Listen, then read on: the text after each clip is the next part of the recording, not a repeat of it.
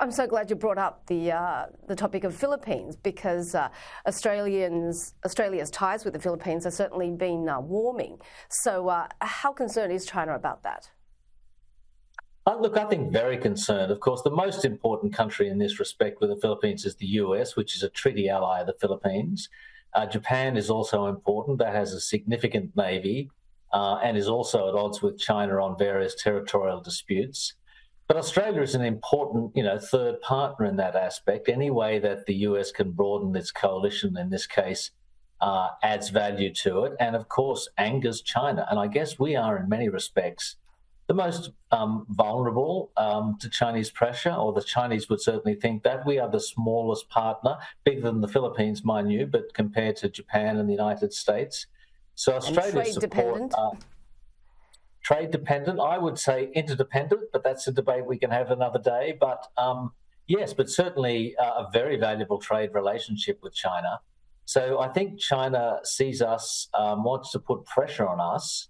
And so far, the government has stepped up and stood its ground. But I think we're going to see more of this, and it may only be a matter of time before we see actual injuries and potentially deaths, not just of Australian soldiers, but Japanese, American, and also Filipino. Wow, the likelihood of accidental warfare, you think, is climbing? Not accidental warfare, but accidental accidental conflict, if you like. I don't want to hype it too much, but if you skirmishes, and you saw the water cannons used against the Philippine boats. That's not insignificant. That can cause serious injury. There's the risk of accidents happening in the South China Sea is rising all the time. Interestingly, the US and China has stopped or held off harassing US planes more recently in North Asia and around that area. The US and now it's China, towards the allies.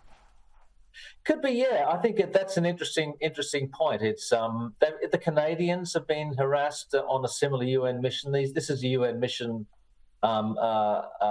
looking at sanctions or policing sanctions against North Korea, by the way. The Canadians have had a number of clashes.